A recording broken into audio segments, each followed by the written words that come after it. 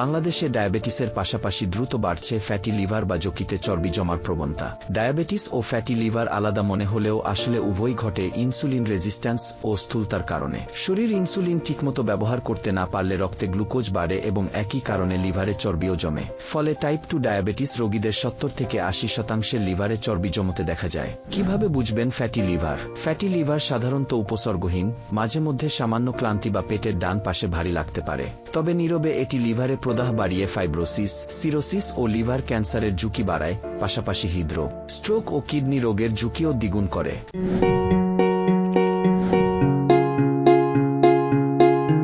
Ultrasonography ও রক্তের LTST পরীক্ষার মাধ্যমে এটি শনাক্ত করা যায়। তাই ডায়াবেটিস রোগীদের বছরে অন্তত একবার লিভার পরীক্ষা করা উচিত। চিকিৎসায় জীবনযাত্রার পরিবর্তন মুখ্য। উভয়ই বিপাকীয় ও জীবনাচরণজনিত রোগ হওয়ায় চিকিৎসায় জীবনধারা পরিবর্তনই মূল। ওজন 5 থেকে 10% কমানো গেলে দ্রুত রোগী নিয়ন্ত্রণে চলে আসে।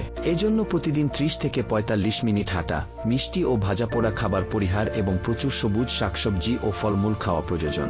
ডায়াবেটিস নিয়ন্ত্রণে রাখার পাশাপাশি বিশেষজ্ঞ চিকিৎসকের পরামর্শ নেওয়া উচিত।